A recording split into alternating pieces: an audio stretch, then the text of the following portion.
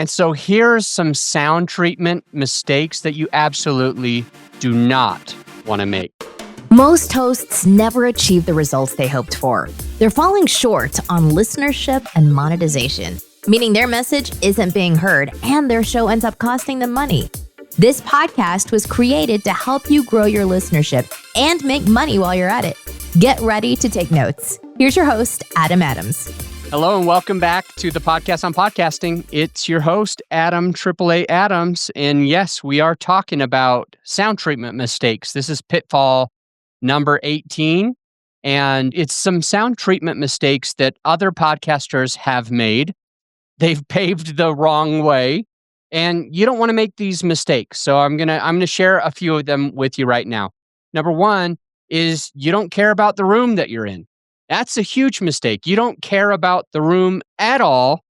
For example, you might be recording in a kitchen with tile and, hard surfaces, granite countertops, tons of windows. You're right next to a sliding glass door, and it just makes it sound like you are in a giant auditorium. When you're using your mic, you're hearing way too much of the room, even if you're using the right mic that we talked about in one of the previous episodes. Additionally, when you're using a closet, a lot of people are like, well, I care about the room and I was told I need to go into a closet. Well, when you're using that closet, I think you're using it a little bit wrong. Or other podcasters have used it wrong. You're going to use it right if you end up using the closet at all. And so here's just an example. I had a guest on my podcast and she's 21 years old, awesome girl, and totally cares about the environment. She's from Australia. You'll hear that episode, I'm sure, pretty soon.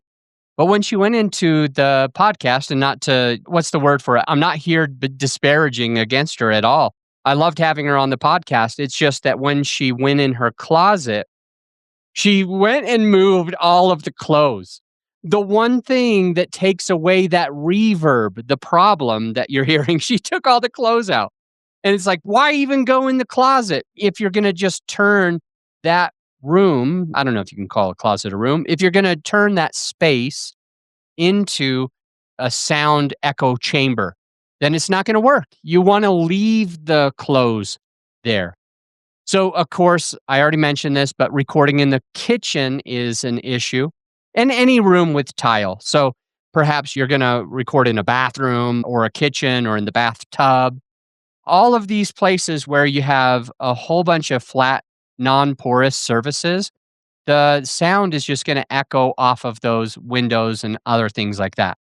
Another issue, another pitfall for sound treatment mistakes is that podcasters are recording right next to a window. There's two issues. And I already mentioned one of them a couple of times. Non-porous surface.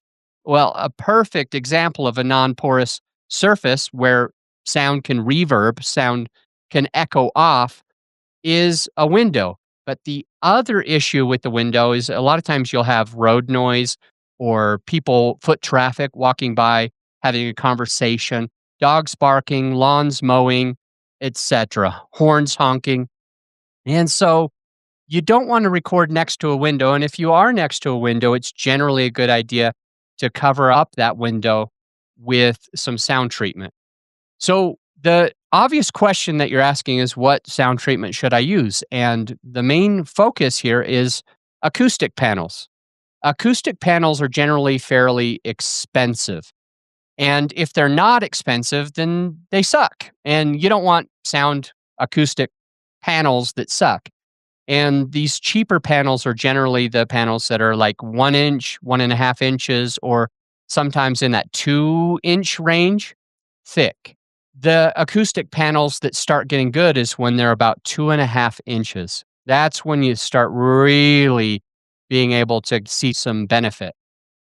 If what you can afford today is the cheaper sound acoustic panels, where you're going to set it next to you, maybe cover up the window with it, and you're on a budget, so not only are you going to use the cheapest ones, but you also are wanting to use the smallest amount of them, then the best way to use those acoustic panels for sound I want to call it soundproofing, but it's really not soundproofing.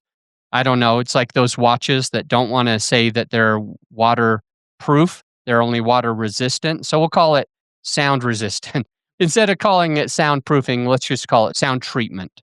And so when you're getting these acoustic panels, one of the places where you can put them that's going to give you the best amount of value is as close to your mouth as possible. So, one example is if you only had enough to do just a few square feet, one thing that you could do is either build a little cave right next to your mouth or just set them in the corner of your room. And so it's just right there in the corner. And maybe it doesn't go all the way to the ceiling, it doesn't go all the way to the ground. It's only a couple of feet above your head, a couple of feet below your head, and it only comes out a couple of feet. Then you're going to set your microphone right there. Additionally, you could do that in your closet. And instead of like moving all of your clothes away, you'll put a couple of clothing items right next to you on one side, a couple of clothing items on the other side of you as well. And you might even take one and find a way to just put it against the wall as the other wall. You're kind of in a little cave of clothing or these acoustic panels. Additionally, if you're recording in an office, you want to make sure that your office has carpet. Well, if it doesn't have carpet, maybe you could go and buy a cheap rug. Just enough rug to help that sound from reverb and making it sound a little like a little like this. You don't want it to sound like this. You know what I mean? So anyway, I hope that part helps. And then if you're using acoustic panels, you want them as thick as you can afford and you want to use as many as you can and you want to keep them as close to you as you can. A helpful hint is the smaller the room or closet that you can get into, the quicker and easier and faster and cheaper it's going to be for you to treat that room. So there's a few sound treatment mistakes. And another one is just how you use your microphone. Of course, I think we've already told you not to use a condenser mic, but instead use a dynamic mic because that's really going to try its best to hear only what's right next to the microphone compared to like a condenser mic, which is incredibly sensitive and picks up all of the other sounds. So, yeah, have a mic. And one of the things that you can do as well, and this is because it's with your microphone itself, is to get a larger windscreen. So, generally, if you see that foam on the outside of your microphone that really just covers your microphone, I'm going to scratch mine so you can kind of hear it. With that piece right there, you can get a larger windscreen. So there's pop filters that go in front of it, and you might want to use a pop filter. Now, if you're recording video, pop filters really just cover you up. And one way that I work on trying not to need a pop filter is either using a bigger windscreen or finding a way to talk just past the microphone instead of right into the microphone. Because when you make the pop, I hope you got that, and I hope it didn't sound too bad and or whatever. But if you go and get a little bit more thicker windscreen for your filter, one that fits, it should be able to additionally help you to get rid of some of those other sounds and the plosives with some of your letters, especially the P. And I'm trying to think if there's anything else that will be able to help you out with this. Yes, one other thing is you're recording right in front of your computer screen very often. You're right in front of your computer screen. And if you're anything like me, you need multiple computer screens. So I've got 3 computer screens, one in front of me and the other 2 right next as well. And unfortunately, my desk is not made of carpet.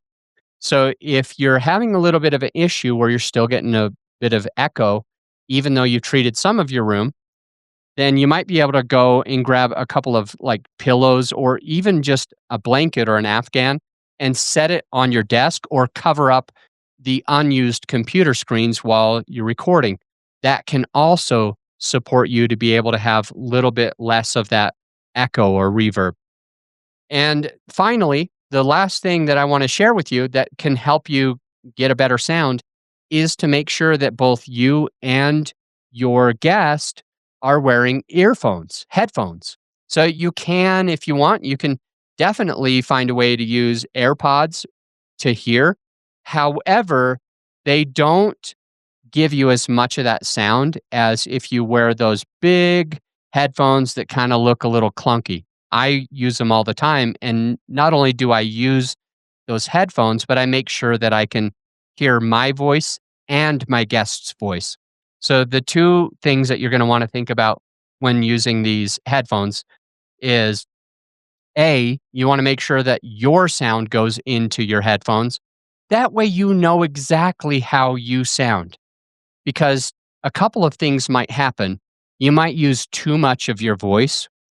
For example, if you're wearing those headphones and you can't really hear yourself because it doesn't come through the computer, well, you're going to be speaking a lot louder. You're going to be putting more force past your vocal cords and you'll start to strain your vocal cords and you'll actually lose your voice a lot faster. So if you're able to hear yourself, that won't happen. Plus, you'll make sure that you're always talking in the right direction. One thing that you'll learn over time is if you turn your head like this, or you turn your hair like this, or you look up, or whatever it is, or if you're talking and you put your hand in front of your mouth just for a second, that's also going to take away some of that sound. But you start to notice that when you can actually hear yourself with those headphones. So there's another helpful tip. And the other piece that you might want to know about those headphones is if your sound or if your guest's sound comes out of your speakers, it might go back into your microphone. It'll come out of your speakers from the guest and go into your microphone. And there will be an additional echo where it kind of has a loop and it keeps bringing in. Just like if you were at a conference and they put the mic in the wrong place, they put the microphone in front of the speaker.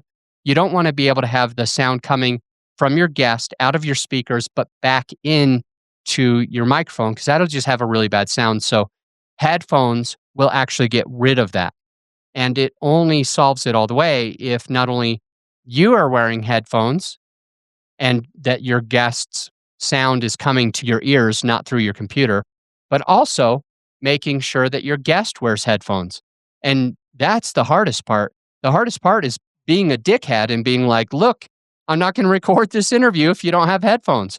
I told you in the original email that you needed headphones and you aren't wearing them. So we're not going to record this because it feels so bad to be an asshole to your guest. It doesn't feel good. You don't want to do it and you don't want to hurt their feelings. And it took a long time to maybe get them on. And, it's human beings tend to do whatever the least awkward thing is. And for you, when they're right in front of you, your guest, and they're not wearing headphones, you're like, I guess we just won't worry about it this time because human beings do the least awkward thing. So that could be a huge mistake. Make sure that you have the confidence to just stand up and say, hey, look, I asked you to do it. You're not doing it. Let's just reschedule the interview. No big deal. So I want to give you that permission to be able to be that asshole when you need to make sure that you have really good sound quality. You're going to wear headphones. They're going to wear headphones. You're going to do your best to treat your room. And if their sound is really echoey, maybe you ask them, hey, can you get a blanket or a couple of pillows? Just put them right on your desk, right underneath your mouth so that I don't hear so much of that echo. It'll help pull a lot of that away and allow you to sound better. And as you sound better and as your podcast sounds better, more people will be likely to listen to it. So there's your tips for sound treatment in 2 episodes from now. This is episode 16. In episode 18, we're going to actually be talking about podcast hosting platforms and a little bit more about you really truly get what you pay for. And I'll share with you a few podcast hosting platforms that I prefer so you make sure that you're using the right one. And as a reminder, if you are looking for a sound treatment, if you want to buy some of those acoustic panels that we talked about, or if you want to find a little bit larger windscreen for your microphone, then those will be found actually on our PDF. And that PDF is free to you. And you'll be able to literally, there's Amazon links so you can click on any of those that you want. And it's a direct way to be able to purchase those products for yourself. So the way to find that is growyourshow.com/PDF. Simple enough. It's our website, growyourshow.com/ And then you'll be able to have the PDF and select any of the sound treatment that you're going to be able to need to sound better behind the mic. That's a wrap. This is serious. Don't go. Now that you've gotten whatever value that you feel that you got, the actionable takeaways, you need to implement the stuff that you learned. If you remember me talking about bird church once, and they learn how to fly, and then they walk home, I don't want you to walk home. I want you to fly home. So take the steps, take the actionable steps for your benefit so that you can become a better podcaster. That's the only thing that I ask of you. And I'll see you for more actionable tips on the very next episode.